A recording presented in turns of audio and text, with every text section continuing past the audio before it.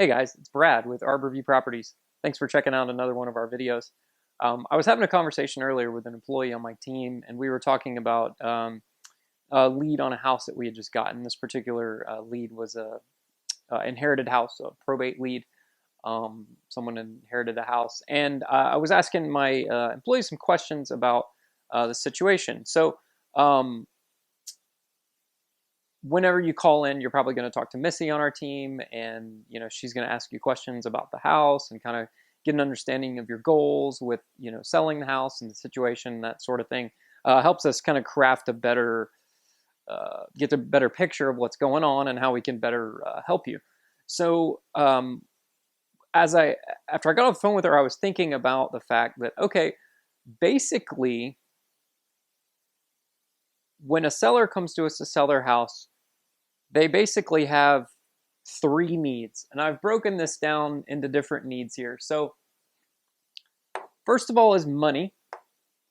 Second of all here is time, okay? And thirdly is, I put a palm tree there for stress relief. A house is causing you pain and anguish or causing you stress.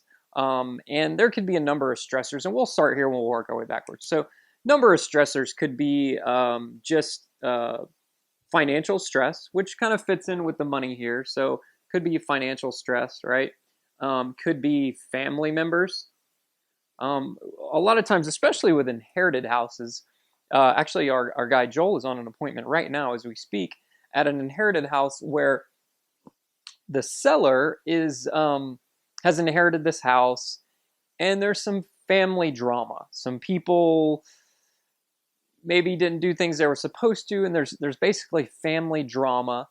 And this particular seller is kind of the black sheep of the family, and it's just a complicated situation. So this particular seller wants to sell this house that they've inherited and just get out of it because it's in a really good area. It's a really nice house.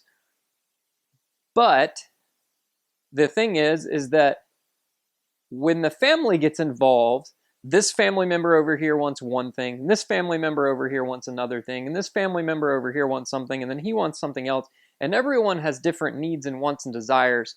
And it's amazing with an inherited house when people come out of the woodwork all of a sudden and they just, unfortunately, they see the dollar signs, right? That maybe grandma died and they haven't seen grandma in 3 years, and all of a sudden grandma died, and they know they're going to get a chunk of grandma's money for selling this house. So they're money motivated, right? And then the executor who's in charge of it is time motivated, and then maybe everybody else doesn't really care either way. We're actually going through that in my own family, with my wife's family. Her grandfather just recently passed away, and there's some drama between the family members. One person wants to sell it and cash out on all the other money. The rest of the family's members don't really need the money, so it's creating drama. So you got drama with the family, so that could be pain. And then there could be other issues like just goals. We bought a house last year, the year before, and I had a guy who owned multiple rental properties. He reached out to us to buy his house, and he really only wanted to sell it for just a little bit more than he owed on it. He really just wanted the mortgage paid off. He was planning on traveling, and he's liquidated all of his rental properties. He liquidated his personal house. And he was planning on traveling the world for the next few years. And this house was in his way of reaching his goals to travel the world, and he didn't want to have the burden of having this rental property to worry about when he's halfway across the world or wherever he is, and something happens to this property and he's not there to fix it. So he wanted to get rid of it for that reason. And then the last reason that you might encounter in terms of stress, again, we've got money, family, goals. The last thing might just be you're just overwhelmed. I think I spelled that right. Overwhelmed. A lot of times there can just be so much going on with your life. Maybe you've got medical problems. Maybe the house is in really bad shape, and you just can't. It seems like a big mountain to climb over to be able to get this house fixed and sold. So those are the number of reasons. And basically what happens is all of these stressors, which we'll actually circle them in red here, all of these stressors, if you sell the house, let's see, the house here, ultimately lead to this. So you sell the house and then you get relaxation, right? You get to not have to worry about this stuff anymore, and you get to relax and get it behind you, not worry about it. The next thing, the next piece which we talked about is time. This marker is dying. My kids like to take the markers and not put the caps back on them, and then they run out. So I think this is a new one. Cool. All right, so time. This is a big thing. We close a lot of deals where we buy houses, and these people have a very short timeline. We're working on one house right now. It's going to foreclosure auction on Tuesday to be auctioned off, and the seller reached out to us on Wednesday, and we went out there and saw the house already yesterday. Today is Friday, so we saw it on Thursday, and we're working on getting a contract and requesting a rush title very quickly so that we can try to get this thing closed in time for the foreclosure auction and stop the auction and be able to buy the house. So time is a big thing there. Another thing we've had many instances where someone is buying another house and they have to sell this house in order to sell the other house, and a lot of times maybe they had a contract on their house to sell, and then that contract fell apart at the last minute, and then they were basically forced, like, oh crap, what do? We need to sell this quick. So they reach out to a cash buyer such as ourselves to buy the house and do it quickly. We can turn things around generally pretty fast. Usually within the fastest we can do it is usually within 7 to 10 days. Is what we can close. I think our fastest closing was in 8 days we did. Usually we've done quite a few in the 10-day mark. We've done a lot in the 2-week mark where we can close them in about 14 days. It does get a little bit hectic when you're closing that fast because in situations where you might have a title issue or something like that, it can sort of slow things down. You've got to resolve that. Fortunately, I use a very good closing attorney, Josh Rand. He's great. He knows how to navigate all these obstacles and hurdles that get in your way, and we know the solutions to them. So that's why I use him to close our deals, because we can do it fast. We can do it quickly. And the last piece here is money. We get people that really all they care about at the end of the day is squeezing every last penny out of their house. And what we tell all of those people is that if you want to squeeze every last penny out of your house and you want to maximize every dollar you get out of it, then you need to renovate that house. You need to make sure it's the latest and greatest. You need to fix all the things that are broken.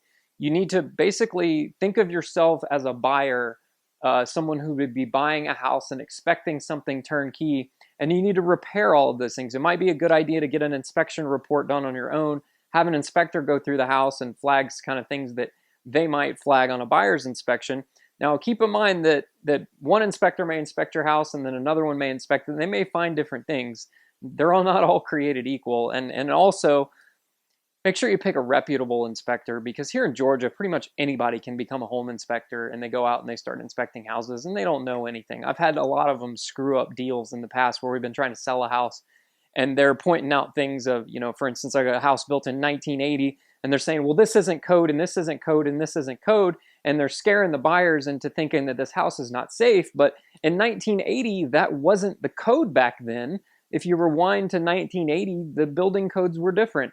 So you can't flag today's current building codes with yesterday's building codes and say that it's bad. Have we improved over time? Absolutely, we have. The codes improved for safety reasons and just better quality of builds. But you can't flag something and scare these buyers into saying, oh, well, this is bad, when really it's not that big of a deal. Does it need to be addressed? Maybe, maybe not. That's up to you. Depends on your risk tolerance. But that screwed up a lot of deals. So if you do want to make every last penny out of the house, you need to fix it up yourself, and you need to list it with a really, really good real estate agent, and they're worth their commission because they're going to get you top dollar for the house. So if all you care about is money, we're probably not the right fit for you, because we're investors. We have to make money in the transaction. We have to we've got to make a profit or we don't stay in business. So where we fit as investors and where we can help people is this realm right here, not this part, right? It's just like when you go trade in a car at the car dealership. Does the car dealer give you 100% of the market value of what that car is worth and what they're going to sell it on the lot for? No, they don't. They have to make money too. So that's why your trade-in value is a little bit less than what they're going to sell it for, because they're buying it from you today and they're letting you drive away in your brand new car today.